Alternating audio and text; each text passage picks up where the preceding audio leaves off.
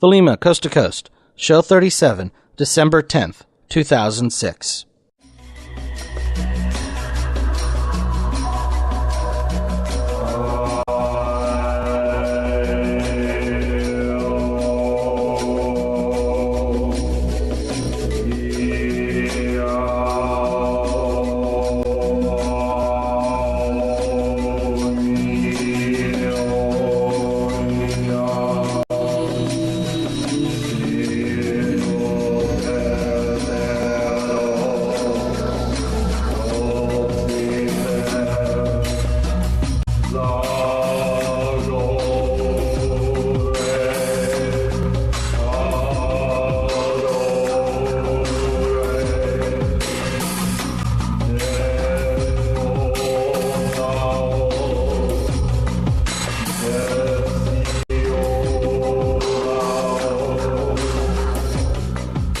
Do what thou wilt should be the whole of the law. Welcome to Thelema, Coast to Coast. My name is John Crow, and I'm the host of the show. Before getting into our interviews, I'd like to remind everybody there are 4 ways to contact the podcast. First is via email at podcast@thelemacoasttocoast.com, via the website www.thelemacoasttocoast.com, via voicemail 206-600-5782, and via the postal system at Thelema, Coast to Coast, care of John Crow, P.O. Box 7045, Marietta, Georgia, 30065, and that's in the U.S. Thelema, Coast to Coast also has a MySpace page. It can be addressed at www.myspace.com/Thelema, Coast to Coast, and there is a Frapper map where hundreds of listeners have identified their locations, and that can be found on the website at www.thelemacoasttocoast.com. Okay, so obviously it has been a month since I've put the last podcast out. Received a number of emails saying when's the podcast coming out, etc. Unfortunately, I've just been really busy with school and work and so forth, and the semester stuff. And, you know, as much as I like the podcast to come out every 2 weeks or so, it really comes out when I have time to do it. And so lately I've been really busy, and so this is the first chance I've had to get the podcast out.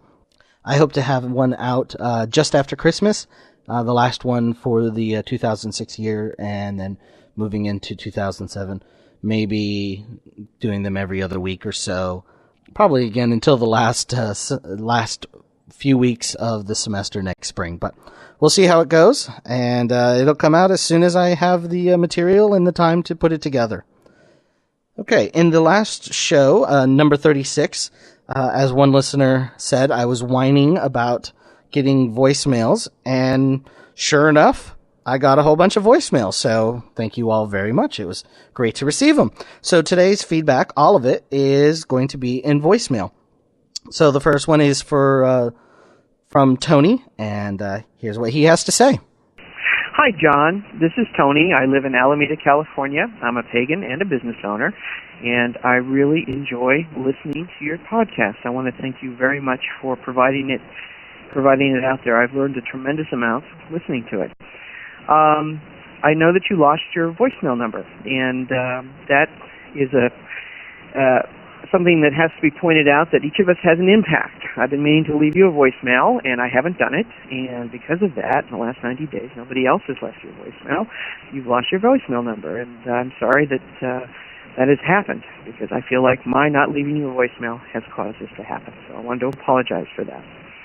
I've been thinking a lot about your conversations with Heat 418, and about the goals and the methods of your organization, the OTO, and I find it absolutely fascinating. I want to thank you that I always enjoy listening to them. I listen to them quite eagerly, and I wanted to point out to you, don't you think you're being a little hard on your leadership? Because I think most people don't have any goals. Most people in life have absolutely no connection between their present actions today with some future desired outcome. Most people, I would say, have no idea that if they eat a bowl of ice cream today, that in 10 to 20 years, they're going to have heart failure. And that lack of connection, I think, is something that plagues everybody. Unfortunately, when people without that consciousness acquire leadership positions, their lack of vision permeates the entire organization. So, unfortunately, it sounds like this has happened to the OTO. And if they acquire leadership in an organization that handles, vast amounts of energy, such as the OTO, the results can be really a train wreck of fascinating proportions. So I would tell you, or I would suggest to you, that leaders of any organization really need vision and goals. When they do, people, like-minded persons, are attracted to that. They see that, they're attracted to that. They want to be part of that. And a huge change, even by a small group or a small organization, can occur. And unfortunately, the other side is true. When leaders with no vision or goals come into positions of leadership, they too attract people of similar energy, and the organization drifts downstream. So I'm a person who likes solutions. I don't like just identifying problems. So I do have a suggestion for you and Keith 418. And in evaluating the solution, I would suggest that, since we cannot know the future, the proper question to ask when evaluating any decision is not, is this the right decision, is this the wrong decision, because we don't know yet, but is this decision going to move us in the right direction? So with that spirit, I would suggest that you create a shadow government, in Britain, for example, the party out of power has a shadow prime minister, a shadow cabinet. They follow their compatriots very closely. They have their own platforms and position papers on what should be done next. And so that is one possibility. That way, when power shifts and people with vision who can articulate that and attract like-minded people, acquire leadership positions, then they will have everything ready-made and ready to go. So, and if they do a good enough job in articulating their goals and their methods, they usually do get in. So anyway, those are my thoughts on the matter. And again, John and Keith, I want to thank you very much for your scintillating conversations. I really appreciate the podcast. Sorry for this long message.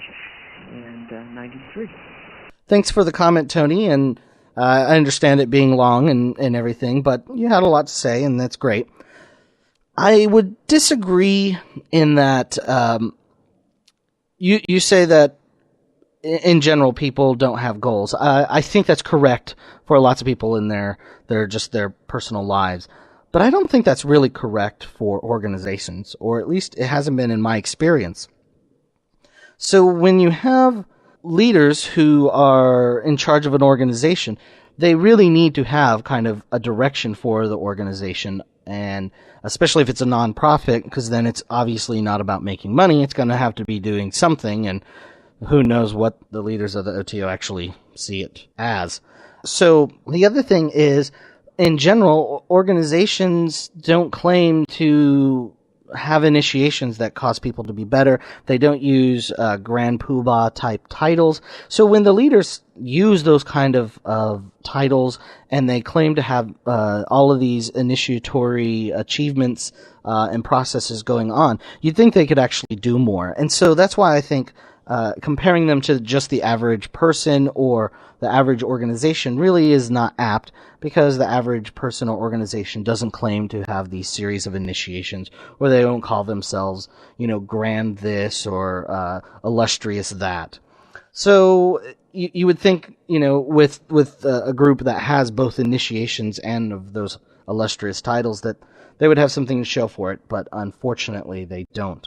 Or at least not yet. We always can hope that they could, tomorrow they could come out with strategic goals. It's only been quite a few years that they said they've been working on it. And I remember in 2001, 2002 saying that they should be coming out with goals. And in 2004 they said they would be coming out with goals. And in fact, on this show, at the end of the interview with Craig Berry, he said that they would be out by the end of last year. And here we are, the end of this year, and no strategic goals yet.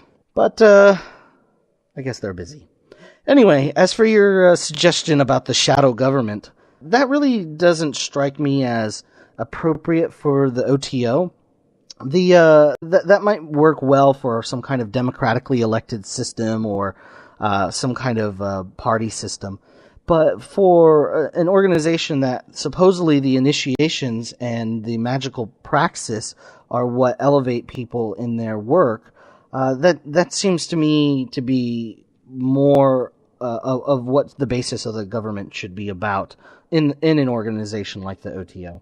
So it just doesn't really seem that right to me. I would rather have the members hear about how to critically think, to go engage in the material. I'd rather have them read the books. I'd rather have them do the magic. I'd rather have them do all of those things so that they would be in a better position.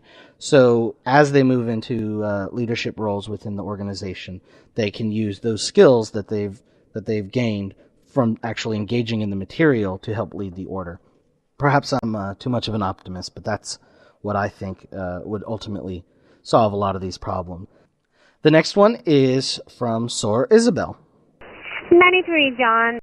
This is Sor Isabel. I wanted to leave a voicemail. I hadn't even listened to the whole podcast. I just had to drop a line and tell Keith that was brilliant. Fucking brilliant.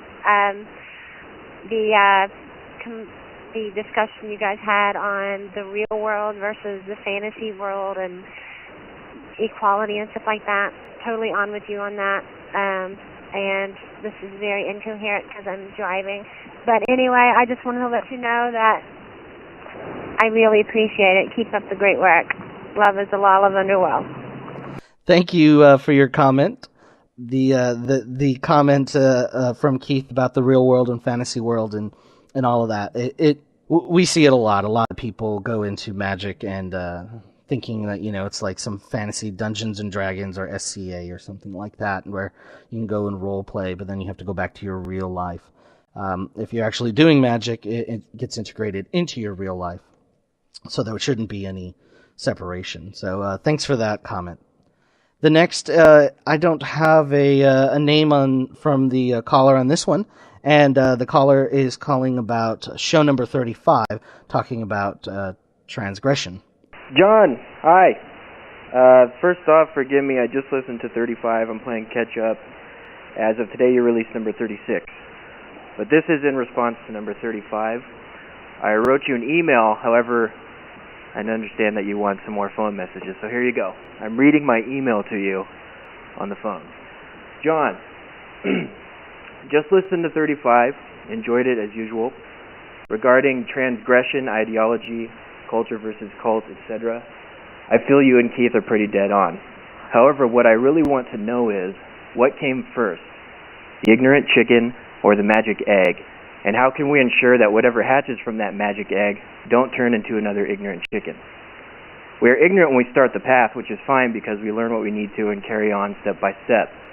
But some of us are also chickens when we avoid what scares us. And being a chicken will also keep us ignorant. Some people deal with their fears by taking on the role of evil and choose one hand over the other, and others deal with fear by taking on the role of good and get corrupted. The magical path can be terrifying no matter what allegiance you hold. One day you are soaring with wisdom and understanding, and the next you are in the cliffotic wasteland. If you teeter one way, you can be damn sure that you'll totter the other. Serious, sincere, spiritual seekers need to know the magic path is a very specialized art with a capital A. Not a religion, not a dogma, not a jog in the park, not a party. Those are of culture and of cults. If you want enlightenment, you do not need to summon each of the goetic demons, but you will probably have to deal with their effect on you, whether they are actual separate conscious entities or psychological projections. I have to commit to this as a long-winded thing here. In fact, you do not need anything to reach enlightenment. You don't need to know any special words or rituals or any thought at all. The ecstasy that comes with the coagulation of magical symbols can be extremely exalting and gratifying. However, it is temporary. Crowley said, "Deliver us from evil and good."